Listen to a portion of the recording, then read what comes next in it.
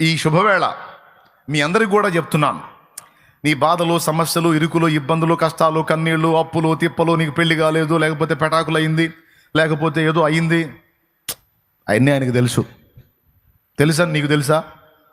తెలియకపోతే ఇప్పుడు తెలుసుకో. నీ కష్టాలన్నీ ఆయనకు తెలుసు.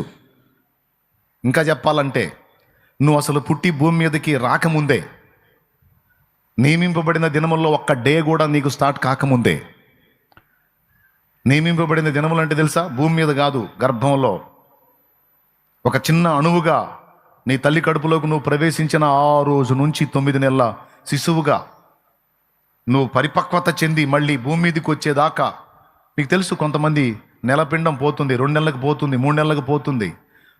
అవునా? డే 1 ఎక్కడ స్టార్ట్ అయింది? అమ్మ కడుపులో స్టార్ట్ అయింది. అక్కడ 9 నెలలు నడుస్తుంది.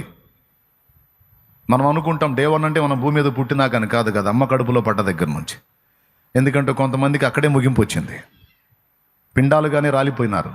కానీ నువ్వు అలా రాలిపోకుండా అండము పిండమై, పిండం సంపూర్ణమై భూమి మీదకి వచ్చావు. నీకు డే 1 అక్కడ అమ్మ కడుపులో. Praise the lord. అమ్మ మనల్ని గురించి నీళ్ళు వేసుకుంది చూడు, అప్పుడు స్టార్ట్ అయింది మన డే. నీకు తెలియదు, ఆ రోజు నుంచి నీ ఆఖరి రోజు వరకు మొత్తం అసలు నువ్వు ఇక పుట్టకముందే మొత్తం రికార్డ్గా రాసి పెట్టాడంట దేవుడు.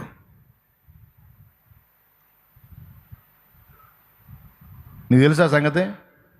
నువ్వు అంటావు, నా బాధలు దేవుడికి తెలుస్తున్నాయో లేదో, అసలు దేవుడి కన్నా అర్థమవుతుందో లేదో, నా కష్టాలు పగోడికి కూడా రాకూడదు నాలాంటి బతుకు. మరి అసలు ఆ దేవుడు ఉన్నాడో లేదో, నన్ను చూస్తున్నాడో లేదో, మరి ఎందుకో నాకు ఈ పరిస్థితులని నువ్వు ఫీల్ అవుతూ ఉంటావు. నేను ఈరోజు చెప్పిన దానికి వాక్యాధారం ఉంది. 139వ కీర్తనలో చాలా స్పష్టంగా 16లో మాట్లాడాడు.